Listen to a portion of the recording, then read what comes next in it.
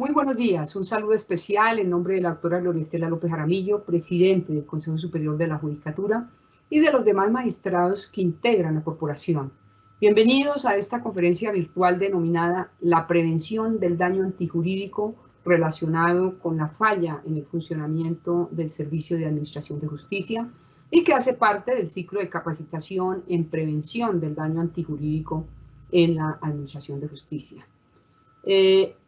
Nuestra Administración de Justicia, como principio fundamental de rango constitucional, cumple un papel trascendental en la garantía y estructura misma del Estado Social de Derecho, en la medida que tiene a su cargo la salvaguarda del orden jurídico constitucional, además de la protección y la garantía de los derechos e intereses legítimos de las personas a través de la aplicación de la ley. En tal sentido, adquiere una enorme importancia el adecuado funcionamiento del Servicio de Administración de Justicia en la medida que una operatividad defectuosa o anormal puede generar daños antijurídicos que impactan en la responsabilidad del Estado.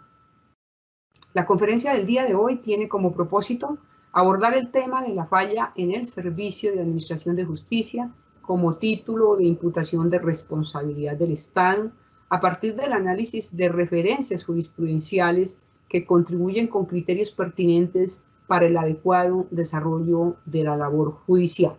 En el día de hoy tenemos el gusto de contar con el doctor Fernando Augusto García Muñoz, abogado, magíster en Filosofía del Derecho Contemporáneo, especialista en Derecho Administrativo y en Pedagogía de los Derechos Humanos, es docente universitario, formador de nuestra Escuela Judicial Rodrigo Lara Bonilla, y actualmente el doctor García se desempeña como magistrado del Tribunal Administrativo del Valle del Cauca.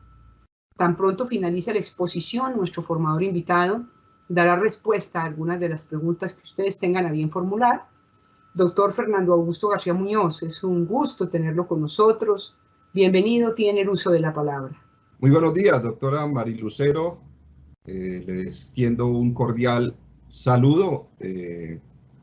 a la señora directora de la Escuela Judicial Rodrigo Lara Bonilla, doctora Mari Lucero Novoa Moreno. Saludo que hago extensivo, por supuesto, a la señora presidenta del Consejo Superior de la Judicatura, la doctora Gloria Estela López Jaramillo, y por supuesto a todos ustedes, servidores y servidoras judiciales, a la comunidad jurídica en general y a las personas que se han conectado a esta videoconferencia que lleva por título, como lo ha mencionado la doctora Mari Lucero, la prevención del daño antijurídico relacionado con la falla en el funcionamiento de la Administración de Justicia. Me encuentro desde mi sede laboral en la ciudad de Cali, donde desarrollo pues, mi misión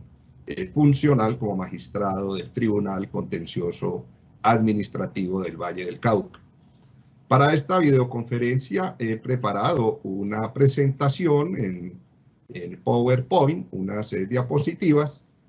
que voy a compartirles seguidamente, en las cuales pues vamos a, en un primer momento, a dar unas nociones básicas generales sobre el tema de la responsabilidad del Estado en general, de pronto recordar un poco de cómo se originó y cómo hemos llegado entonces a la cláusula general de la responsabilidad patrimonial del Estado, concebida en el artículo 90 de nuestra Constitución Política, para en un segundo momento abordar concretamente el tema de la falla en el servicio o el defectuoso funcionamiento de la Administración de Justicia. Revisaremos unos 3 casos relacionados con este tipo de controversias y finalizaremos con unas conclusiones y un ciclo de preguntas. Muy complacido entonces de estar con ustedes y denme unos segundos para compartirles entonces la pantalla con la presentación que he preparado. Tenemos entonces que seleccionado esta frase del insigne jurista Louis Josserand, jurista francés que todos recordamos, quien señaló en su momento que la responsabilidad es el lucero del firmamento jurídico, quizá para significar la enorme importancia que tiene en el universo jurídico el tema de la responsabilidad, que es un tema realmente apasionante y que cuando se trata de deducir responsabilidad patrimonial al Estado adquiere una dimensión significativa por la función jurisdiccional entonces que desempeñamos, de allí la, repito, importancia que reviste este tema. Unas nociones generales, como les he indicado, simplemente recordar que el concepto de responsabilidad viene del verbo respondere, que significa constituirse en garante, porque lo importante de la responsabilidad es que se crea la obligación de reparar el daño causado. El Estado, entonces, es el garante, el principal garante de los derechos de los ciudadanos. Ahora bien, la función garantizadora de la integridad patrimonial que se le atribuye a la responsabilidad estatal se cumple mediante el traslado de la disminución económica injustamente sufrida por el asociado, quien no está obligado a soportarla, hacia el patrimonio del sujeto obligado a reparar ese daño, en este caso el Estado, según el criterio de imputación que corresponda.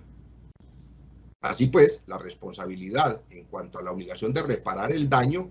se constituye en una de las bases esenciales de toda forma de convivencia social en el mundo contemporáneo.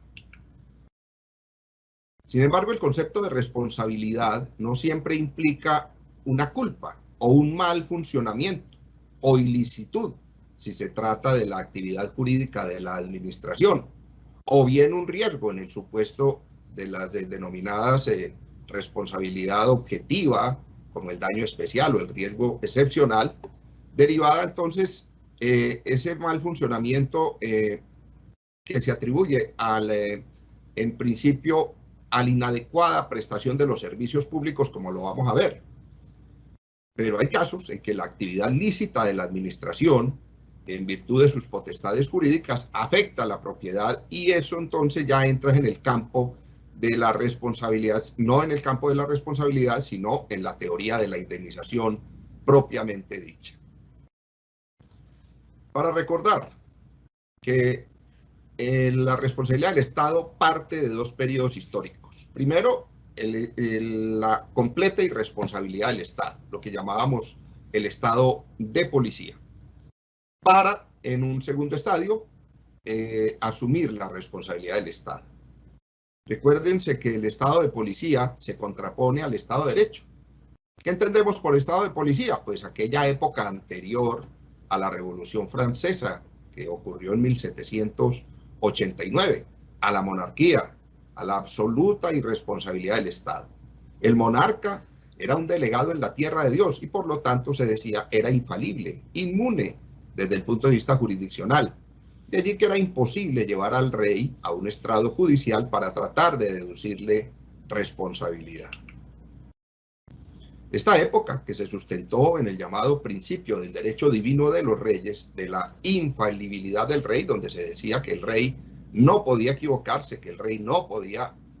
hacer daño, se presentó durante toda la época del Estado Policía, en el cual podemos decir existió un periodo intermedio, según la doctrina alemana, llamada la época de la teoría del fisco, que consistió en que los actos del monarca eran diferenciables en dos tipos. En un tipo de acciones obraba con imperio o con autoridad, y en un segundo tipo cuando el Estado actúa en un pie de igualdad con los particulares. Fue en realidad con posterioridad a 1789, 10 o 20 años aproximadamente después, cuando se empieza a estructurar una teoría de la responsabilidad del Estado fundada en un comienzo en el Código Civil. Era una responsabilidad privatista. También recordemos que en el Código Civil se plantean tres tipos de responsabilidades. Primero, la responsabilidad indirecta o por el núcleo ajeno o de otro. El segundo, la responsabilidad directa o por el núcleo propio. Y el tercero, la responsabilidad por el núcleo de las cosas. También, para recordar el famoso fallo Blanco del Consejo de Estado francés, a partir del cual se elabora toda una jurisprudencia en el año de 1873, fallo que fue emitido por el Tribunal de Conflictos francés a raíz de un conflicto de jurisdicción entre los tribunales civiles y los contenciosos. Inés Blanco demandó a una empresa productora de tabaco porque uno de sus vehículos atropelló, dando muerte a su hija. Pero por haber sucedido ese accidente en Burdeos y la demanda dirigida contra esa localidad, el Tribunal de Conflictos dijo que la competencia era del Tribunal Administrativo y que las normas aplicables no serían las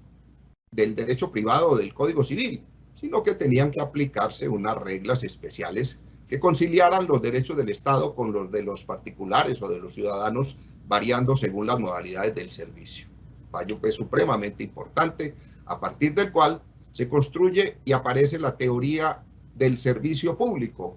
con el profesor León Diguit y el profesor Gastón Gessé en la ciudad de Burdeos. Esta escuela, la del servicio público, tuvo un auge gigantesco porque se decía que el derecho administrativo era el derecho del servicio público y trataba de encerrar en este concepto el otro concepto no menos importante de la falla del servicio, que sustituye completamente el concepto de culpa. La falla entonces es un concepto objetivizado sin que sea necesario encontrar un sujeto culpable. Hay un daño de origen anónimo, de origen desconocido, pero que genera un daño que debe ser reparado por el Estado. En Colombia, primero el Estado respondía en lo que se conoce como un régimen de responsabilidad subjetiva basado en la conducta de sus agentes. Era una responsabilidad indirecta, es la originada no en los actos propios o personales, sino en los ejecutados por otras personas, de quienes están llamadas a responder las ligadas a ella según la ley. Por lo anterior, se necesitaba entonces, para responder por las acciones de otro, un vínculo, una razón de ser de tal responsabilidad. Y ese vínculo debía proceder de acuerdo con las normas del Código Civil, en su momento, los artículos 2347 y siguientes del Código Civil. Esa responsabilidad directa consiste también en que el responsable de las actuaciones de los agentes del Estado es este último, es decir, el Estado mismo. Viene entonces la teoría de la falta o falla del servicio, que como vimos tiene origen en el derecho francés, cuyo fundamento radica en que es función esencial del Estado prestar a la comunidad los servicios públicos que requiera para la satisfacción de las necesidades básicas. Y cualquier daño que se origine o se ocasione por irregularidades o deficiencias en estos servicios debe ser reparado por el Estado. Es lo que llamamos la falla del servicio orgánica, funcional o anónima. Las modalidades entonces por las cuales se puede presentar una falla del servicio son que el servicio funcione mal, que el servicio no funcione o que el servicio funcione tardíamente o en forma inadecuada o deficiente. No es entonces la culpabilidad del obrar humano lo que predomina, sino la antijuridicidad del daño tal como está concebido en el artículo 90 de nuestra Constitución, que aunque en principio se había pensado que había objetivado el tema de la responsabilidad estatal, pues no es así, porque ya la jurisprudencia tanto de la Corte Constitucional como del Consejo de Estado se ha encargado de decantar que sigue siendo la falla del servicio el título de imputación de la responsabilidad del Estado patrimonial por excelencia. Se reemplaza entonces esa noción de culpabilidad individual de un agente por la culpa de la administración que falla en el servicio. Sin embargo, también recordemos que el Estado puede ser eximido de esa responsabilidad cuando demuestre la configuración de una causa extraña, de un factor que rompa el nexo de causalidad entre el hecho dañoso y el perjuicio padecido por los afectados. Esas causas extrañas pueden ser una fuerza mayor, el hecho de un tercero exclusivo y determinante, o la culpa exclusiva y determinante de la víctima. Recordemos también que hay una teoría de la falla presunta del servicio, hoy un poco menos aplicable, más morigerada, pero que se basa en la consideración de que el Estado, para el cumplimiento de sus fines y a través de sus agentes, realiza actividades peligrosas que implican riesgos para los administrados, por lo que es susceptible de causarles un daño. Entonces es una falla por la realización de actividades tales como la conducción de vehículos oficiales, la manipulación de armas de dotación oficial, la transmisión de energía eléctrica a través de redes, la llamada responsabilidad objetiva, donde se presume la falla de la administración y el ofendido no tiene que probar dicha falla, sino simplemente que sufrió un daño indemnizable y que existe una relación de causalidad, un nexo causal entre el perjuicio y el hecho de la administración. Es una responsabilidad objetiva, sin culpa, que ocurre cuando la administración obra legítimamente, pero que en desarrollo de su actuación causa un daño. La administración entonces debe indemnizar, porque si ha obrado en desarrollo del servicio, por ende en interés general, pues no resulta justo ni equitativo que una sola persona lleve sobre sí todo el perjuicio causado. Este tipo de responsabilidad sin culpa se fundamenta en el artículo 13 constitucional, que es el que consagra el derecho fundamental a la igualdad frente a las cargas públicas que deben tener los asociados.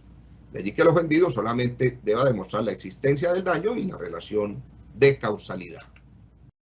Existe también como responsabilidad objetiva la denominada del riesgo excepcional, que ha sido desarrollada por el Consejo de Estado para resolver aquellas situaciones en las cuales se ocasione un daño como consecuencia de la prestación de un servicio público, cuando el daño implica un riesgo que las personas no están en la obligación legal de soportar. No existe realmente una distinción entre la falla presunta y el riesgo excepcional. En palabras del Consejo de Estado, ha precisado que son conceptos idénticos, pues ambos se tratan de regímenes de responsabilidad objetiva del Estado derivado del ejercicio de la actividad riesgosa o peligrosa, como las he mencionado anteriormente. Y tenemos también la responsabilidad objetiva por el daño especial, que ocurre por los factores relacionados con la legalidad de la actuación administrativa, pero que genera un daño, un perjuicio, o el rompimiento del principio de igualdad de los asociados frente a las cargas públicas. Son los llamados regímenes de objetivos de la responsabilidad. En el caso del daño especial, es necesario entonces, para poder deducir responsabilidad del Estado en estos casos, demostrar que se desarrolla una actividad legítima por parte de la administración, que esa actividad ocasiona un menoscabo a un interés legítimamente tutelado, a un derecho de una persona, que ese menoscabo al patrimonio afecta el principio de igualdad entre las cargas públicas y que hay un nexo causal entre el daño y la actividad de la administración. Esos son pues los llamados regímenes del daño especial, de los cuales se excluye la responsabilidad derivada por los actos administrativos, la llamada falla del servicio que vimos en un comienzo, o la que se conocía como responsabilidad por vías de hecho. Ahora bien, centrándonos en el tema pues que nos concita en la mañana de hoy, la responsabilidad del Estado por la actividad judicial, que está plasmada a partir de los artículos 65 y siguientes de la Ley 270 de 1996, Ley Estatutaria de la Administración de Justicia, consiste en que el Estado responderá patrimonialmente por los daños antijurídicos que le sean imputables, causados por la acción o la omisión de sus agentes judiciales. Hay, como todos sabemos, 3 títulos de imputación plasmados por el legislador en la ley estatutaria, que son el defectuoso funcionamiento de la administración de justicia, del cual nos vamos a ocupar a través de unos casitos que traigo a colación, el error jurisdiccional, que se ha visto anteriormente, se ha examinado en otros ciclos de videoconferencias, y la privación injusta de la libertad, que también es un tema no menos importante y que se ha revisado también a través de este ciclo de formación y de capacitación promovidos por la Escuela Judicial Rodrigo Lara Bonilla. La justicia, todos sabemos, como servidores judiciales, como comunidad jurídica en general, es un valor superior consagrado en la Constitución política que debe guiar la acción del Estado y que está llamada a garantizar la efectividad de los derechos fundamentales dentro del marco del Estado social y democrático de derecho, con miras a lograr la convivencia pacífica entre los colombianos, dada la trascendencia de la misión que los servidores judiciales desempeñamos, entonces debe generar una responsabilidad de quienes estamos encargados de ejercerla. Sobre el título de imputación, que aparece entonces regulado en el artículo 69 de la Ley 270 en los siguientes términos: el defectuoso funcionamiento de la Administración de Justicia, fuera de los casos previstos en los artículos 66 y 68 de la Ley 270 del 96, quien haya sufrido un daño antijurídico y que a consecuencia de la función jurisdiccional tendrá derecho a obtener la consiguiente reparación de esos daños. El Consejo de Estado ha señalado que para las autoridades públicas, incluidas las autoridades judiciales, sin excepción alguna, es decir, incluso las altas cortes, se encuentran sometidas a la Constitución, a la ley y a los precedentes judiciales. También ha dicho la sección tercera del Consejo de Estado que la responsabilidad patrimonial del Estado y el artículo 90 superior no excluyen a ninguna autoridad como agente del daño, pues si así fuera, se suprimiría el derecho a la indemnización de todas las víctimas de hechos imputables a las altas corporaciones de la Administración de Justicia. En lo que respecta a la responsabilidad estatal, en casos de defectuoso funcionamiento de la Administración de Justicia, consagrada pues en la ley estatutaria, el Tribunal de lo Contencioso Administrativo, el máximo Tribunal de lo Contencioso Administrativo, ha señalado que se debe dar aplicación a todos los criterios que se han edificado sobre la falla del servicio y que, como he señalado, exige la concurrencia de los siguientes requisitos: una acción, una omisión de la administración, la ocurrencia de un daño y que ese daño sea imputable a la entidad demandada. En relación con el primer presupuesto, el órgano de cierre ha puntualizado que la responsabilidad estatal por el defectuoso funcionamiento de la Administración de Justicia puede derivar de las acciones o omisiones en la ejecución de providencias judiciales o en las demás actuaciones judiciales necesarias para adelantar un proceso y que generen un daño antijurídico. Las actuaciones que se efectúen en el ámbito propio de la actividad necesaria para juzgar y hacer ejecutar lo juzgado para garantizar uno o varios derechos. En conclusión, este régimen jurídico de la imputación no se predica en aquellos eventos en los cuales se interpreta y se aplica el derecho, sino que se produce en las actuaciones judiciales necesarias para realizar el juzgamiento o la ejecución de las decisiones judiciales. Es una jurisprudencia pues del Consejo de Estado que aparece en las diapositivas, que yo dejo a su consideración. De todas maneras, el artículo 70 de la ley estatutaria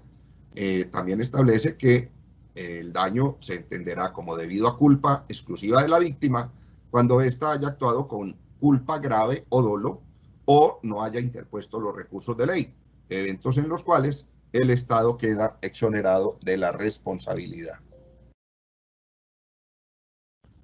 El artículo 71 también de la ley estatutaria consagra la responsabilidad del funcionario y del empleado judicial en el evento en que el Estado sea condenado a la reparación patrimonial por el daño antijurídico que haya sido consecuencia de la conducta dolosa o gravemente culposa de un agente suyo, pues el Estado va a repetir contra este. Y trae unas presunciones sobre la culpa grave o el dolo de la responsabilidad del funcionario y del empleado judicial. Esas presunciones es cuando la violación de las normas o del derecho sustancial o procesal se haya determinado por un error inexcusable o por el pronunciamiento de una decisión cualquiera restrictiva de la libertad física de las personas por fuera de los casos expresamente previstos en la ley o sin una debida motivación, casos de privación injusta de la libertad, por la negativa arbitraria o incumplimiento injustificado en los términos previstos por la ley procesal para el ejercicio de la función de administrar justicia o la realización de actos propios de su oficio salvo que hubiera podido evitarse el perjuicio con el empleo de recursos que la parte dejó de interponer. Muy bien, hasta aquí entonces podríamos señalar lo que tiene que ver con la casuística de la parte normativa de la figura que hemos venido en analizar. Les traigo 3 casos que aparecen en las diapositivas, las radicaciones, sentencias que he proferido en sala jurisdiccional de decisión con ponencia del suscrito. Un primer caso de ahora reciente, del mes pasado, contra la Nación, rama judicial, la Fiscalía General de la Nación, el Ministerio de Defensa, Policía Nacional. En este caso, se solicita declarar administrativamente responsable a la Nación, rama judicial, a la Fiscalía General de la Nación y al Ministerio de Defensa, Policía Nacional por el daño antijurídico causado a los actores. Los hechos se resumen en que el 13 de septiembre de 2013, miembros de la Policía Judicial y Cuerpo Técnico de Investigación de la Policía, por órdenes de la Fiscalía General de la Nación, incautaron un combustible que se encontraba en una estación de servicio propiedad del actor. Como consecuencia de ello, se solicita que se condene a estas entidades a pagar los perjuicios materiales y morales que se les infligieron. La responsabilidad que se imputa a las entidades demandadas proviene de una falla en el servicio. ¿Por qué? Porque se afirma que al accionante se le generó un daño antijurídico derivado de un operativo que terminó con la incautación de un combustible de su propiedad que había sido legítimamente adquirido y que correspondía a la principal fuente de sus ingresos. Como vimos entonces, es el régimen claro del mal funcionamiento o anormal funcionamiento de administración de justicia el que se predica en este caso. Pero en el caso concreto que les estoy comentando, no se comprobó tal falla en el servicio, debido a que en una valoración inicial realizada a el combustible incautado, se había establecido que se estaban violando unas normas establecidas por Ecopetrol sobre esta clase de combustibles, de suerte que la incautación no fue ni desproporcionada ni arbitraria, sino que ese conocimiento previo sobre la calidad de dicho combustible se había efectuado con un equipo espectrofotómetro BAF-Quimiomark, que tenía una prueba técnica previa sobre la posible comisión de un hecho delictual que dio lugar a adelantar la investigación penal. Quiere decir esto que la medida de incautación del combustible de propiedad del demandante, desde un punto de vista del régimen subjetivo de la responsabilidad de falla en el servicio, no fue ni razonable, ni ilegal, ni desproporcionada, lo cual no permite imputar responsabilidad patrimonial al Estado y, en consecuencia, las entidades demandadas fueron absueltas de toda responsabilidad. Un segundo ejemplo de este tipo de casos, una sentencia del 30 de agosto de 2019, también con ponencia del suscrito, se demandó a la rama judicial y a la Fiscalía General de la Nación. Se solicitó que se les declarara administrativa y extracontractualmente responsables por el embargo de los predios identificados con unos folios de matrícula inmobiliaria que dieron lugar al pago de una sanción pecuniaria de una promesa de compraventa que había suscrito el actor el 30 de junio de 2018. Se solicitó pues entonces que se ordenara el pago de 250 millones de pesos que el actor había pagado dentro de la sanción pecuniaria en esa promesa de compraventa que no pudo cristalizar por el embargo que se había ordenado sobre esos predios, y que esa suma fuera indexada hasta cuando se hiciera el pago y que se ordenara pues obviamente el pago de las costas procesales. El título de imputación, sin duda, el funcionamiento defectuoso de la Administración de Justicia, toda vez que la inconformidad no recaía sobre la decisión judicial, sino sobre la adopción de la medida de embargo de los bienes inmuebles propiedad del actor. El problema jurídico es si el embargo de esos predios y el posterior levantamiento de la medida cautelar representaba un daño antijurídico que fuera imputable a la Nación, rama judicial, y a la Fiscalía General de la Nación, bajo este régimen de defectuoso funcionamiento de la Administración de Justicia. Aquí se encontró que se configuró la causal eximente de responsabilidad estatal, denominada culpa exclusiva y determinante de la víctima, que impidió imputar en el ámbito jurídico el menoscabo patrimonial que soportó la parte demandante a los entes accionados. ¿Por qué? Porque se acreditó, si bien se acreditó el daño representado en la suma de los 250 millones que debió pagar la parte afectada por el incumplimiento contractual, no se demostró el defectuoso funcionamiento de la Administración de Justicia, ni de la Fiscalía General de la Nación, ni de la rama judicial. Se encontró que la eventual equivocación que hubiese tenido una adecuación típica no fue un asunto de elemental apreciación y tampoco de parte de los funcionarios de la rama judicial, ya que no se adelantó ni se abocó un procedimiento desviado del previsto por la ley para proveer sobre la situación determinada, es decir, sobre el embargo. Sucedió que la actora era la propietaria del inmueble y desde el 12 de octubre sabía que había sido acusada formalmente junto con una hija suya por el delito de fraude a resolución judicial, quien además sabía que en ese proceso se habían decretado unas medidas de embargo que estaban pendientes de su protocolización. Pero la actora, aún a sabiendo que esos inmuebles saldrían del comercio por la inscripción del embargo, decidió prometerlos en venta. Lo más relevante no es la condena de las citadas señoras por el delito de fraude a resolución judicial, sino las medidas cautelares que pesaban sobre esos inmuebles, lo que obligó a estudiar todo el proceso penal, y ese tipo de análisis solo se puede realizar a través del título de imputación del defectuoso funcionamiento de la Administración de Justicia. Todo se centró entonces en los motivos que dieron lugar a la investigación penal, susodicha junto con el decreto de las medidas cautelares, y a partir de una lectura minuciosa de cada una de las piezas judiciales se arribó a la conjetura de que en ese caso lo que se configuró fue la causal eximente de la responsabilidad estatal de culpa exclusiva de la víctima, como lo hemos visto. Una tercera sentencia del 30 de julio de 2013, quiero mostrar aquí la diferencia con el error jurisdiccional. Aquí se demandó solo a la nación rama judicial. Los hechos se circunscriben a que la accionante presentó una demanda ordinaria laboral en contra del Instituto de los Seguros Sociales del Valle del Cauca, tendiente a obtener el reconocimiento de una pensión de sobrevivientes por la muerte de su compañero permanente. En ese momento, el Juzgado Segundo Laboral del Circuito Judicial de Palmira, mediante la sentencia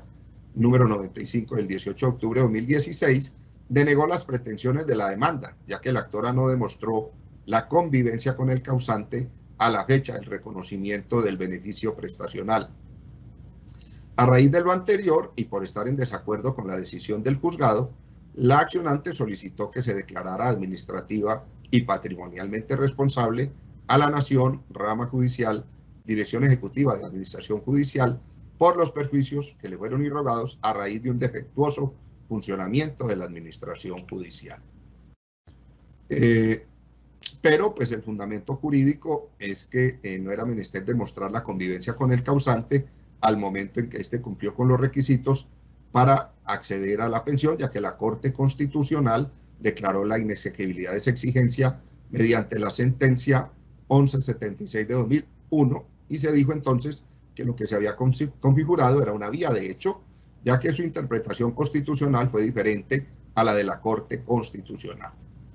El problema jurídico que se ventiló en ese caso entonces era si la Sala Laboral del Tribunal Superior del Distrito Judicial de Cali, al negar esa pensión de sobreviviente al accionante sin tener en cuenta la sentencia C-1176 de 2001, cometió un error judicial que le produjo un daño antijurídico a la demandante. De acuerdo con la Sala Laboral de la Corte Suprema de Justicia, la fecha de la muerte del pensionado es la que define la norma que debe regular el derecho a la pensión de sobrevivientes.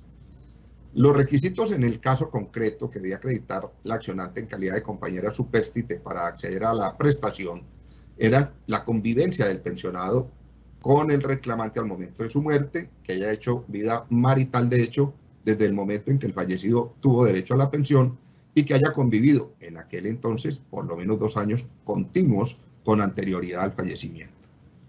Como la demandante inició vida marital en el caso concreto, de hecho con el pensionado, con posterioridad a que éste adquiriera su estatus pensional, quiere decir ello que no tiene derecho a esa pensión de sobrevivientes.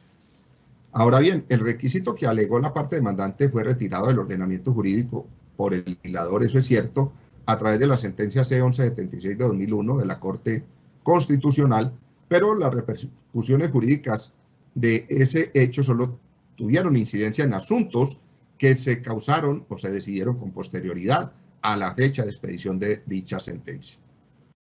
La sala concluyó entonces que el juez laboral, al interpretar la preceptiva en cuestión, no incurrió en un error judicial, ya que se abstuvo íntegramente al texto de la normativa en rigor vigente para la fecha en que ocurrieron los hechos en comento. En síntesis y en conclusión,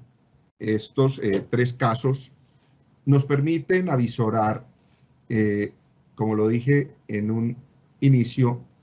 la necesidad ineludible que tenemos todos los servidores judiciales de profundizar en el estudio de estos títulos de imputación con el fin de prevenir el daño antijurídico que se puede presentar en aquellos eventos de falla o falta en el servicio de administración de justicia, lo que se conoce con el título o el régimen de imputación de defectuoso funcionamiento de la administración de justicia. En ese orden de ideas, les agradezco mucho su paciencia, su comprensión. Quiero retornar el uso de la palabra a la doctora Marilucero Novoa Moreno, directora de la Escuela Judicial Rodrigo Lara Bonilla, para que oriente la sesión de preguntas sobre el particular, y nuevamente mil gracias por su atención. Doctora Marilucero. Muchas gracias, doctor Fernando Augusto, por tan ponderada y clara exposición. Vamos al fragmento de preguntas, doctor García. En su experiencia como magistrado, ¿cuál de los tres títulos de imputación de la responsabilidad del Estado por el servicio de justicia ocupa el primer lugar en el inventario de procesos de esta naturaleza? Sí, es una pregunta importante porque revisando las estadísticas a nivel nacional de procesos de reparación directa que se llevan por estas tres causas en general, las que he mencionado, que generan pues un daño antijurídico por el Servicio de Administración de Justicia y que se han analizado anteriormente, como el de privación injusta de la libertad, del error judicial y en este caso, en la mañana de hoy, del defectuoso funcionamiento de la Administración de Justicia, encontramos entonces que el primer lugar lo ocupa las demandas por privación injusta de la libertad. Alrededor del 60% de las demandas que se instauran en contra de la rama judicial y de la Fiscalía General por este tipo de imputación ocupan como el 60%. El otro 40% podría haber una equivalencia de algunas estadísticas entre un 20% por el error judicial y un 20% del defectuoso funcionamiento de la Administración de Justicia. De manera que observamos que no es un asunto de poca monta, es un asunto de bastante importancia, y ese impacto hay que reducirlo con este tipo de ejercicios que tienden a generar conciencia en nuestros servidores judiciales, en todos nosotros, acerca de la prevención de este tipo de casos, doctora. Bien, doctor García.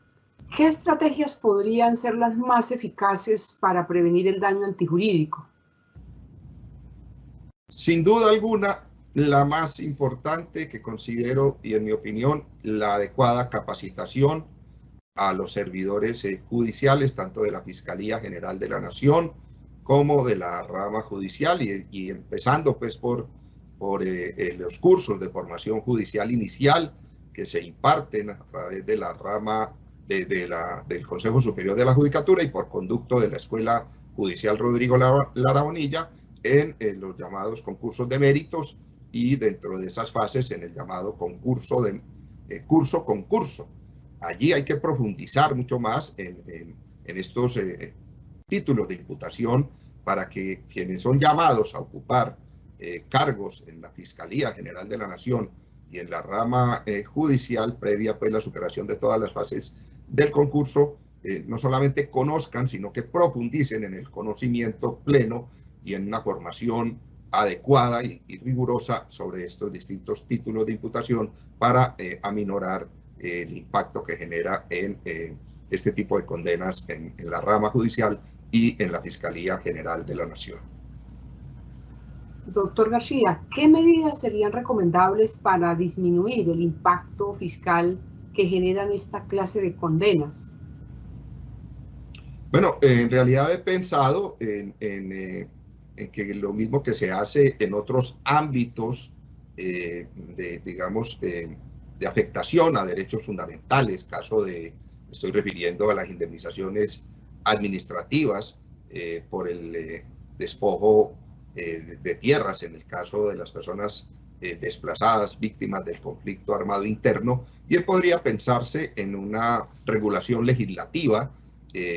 para establecer unas indemnizaciones administrativas cuando quiera que se presenten este tipo de situaciones que afectan los derechos de las personas, que producen un daño antijurídico por parte del legislador, unas indemnizaciones administrativas cuando se configuren los requisitos y las exigencias que dan lugar a una alta probabilidad de condena en contra de la rama judicial o de la Fiscalía General de la Nación. Pienso que podría el legislador ocuparse de establecer unas medidas o unas tasas indemnizatorias en estos casos. También sería importante fortalecer el mecanismo de la conciliación extrajudicial en estos casos, porque hemos visto cómo, pese en muchas ocasiones a existir una sentencia condenatoria en contra de la rama judicial de la Fiscalía General de la Nación, en primera instancia por los juzgados administrativos, por los tribunales administrativos, a la hora de conceder el recurso de apelación, que es un requisito de procedibilidad, llamar a la conciliación a las partes, tanto condenada en primera instancia como parte demandante, pues realmente no se logra la conciliación y resultan fallidas en muchos casos, y los representantes de las entidades prefieren que se lleve el asunto, o si empezó pues en primera instancia en el juzgado administrativo, ante el tribunal correspondiente, el tribunal administrativo, o si en primera instancia fue fallado por el tribunal administrativo correspondiente o competente, se lleve al Consejo de Estado. Valía la pena fortalecer el mecanismo de la conciliación extrajudicial administrativa en este tipo de casos, también para disminuir el menoscabo patrimonial que le produce una condena al Estado, en este caso representado por la rama judicial y la Fiscalía General de la Nación, en una segunda instancia por el Consejo de Estado o por los mismos tribunales contenciosos administrativos, porque las actualizaciones de esas condenas ya resultan bastante gravosas para el erario público cuando han transcurrido varios años de debate y de controversia judicial. ¿Qué puede explicarnos frente a que todo derecho lleva consigo una responsabilidad y un mensaje a nuestros jueces, juezas y empleados que tienen que ver con esta importantísima labor de argumentar decisiones judiciales en torno a este tipo de responsabilidad? Pues mire, muy interesante la reflexión a la que usted nos llama, doctora Marilucero, y a la que es necesario concitar la conciencia de todos los servidores y servidoras judiciales. Yo siempre he señalado que detrás de los expedientes, ahora en boga el expediente electrónico, anteriormente el expediente físico de papel, pero siempre he indicado que detrás de esos expedientes hay personas de carne y hueso esperando una decisión judicial de parte nuestra, y en estos casos muchas veces familias enteras a quienes el proyecto de vida les cambia, porque si realmente se ha producido un daño, unos perjuicios morales, inmateriales o materiales a ese grupo de personas o a esa persona afectada, pues el Estado tiene la obligación constitucional, que como lo dije en la conferencia, parte de la cláusula general de la responsabilidad patrimonial, del Estado consagrada en nuestro artículo 90 superior, tiene la obligación ineludible de reparar ese daño. Lo mencioné, ese es el fundamento medular de nuestro Estado constitucional, social y democrático de derecho. Es la, digamos, cristalización del principio fundamental del derecho a la igualdad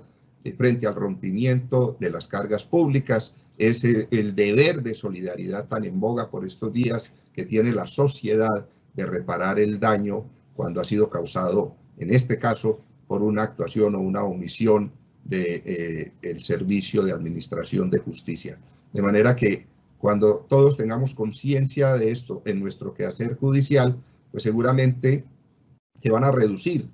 esas fallas, esos errores, ese mal funcionamiento, y al reducirse,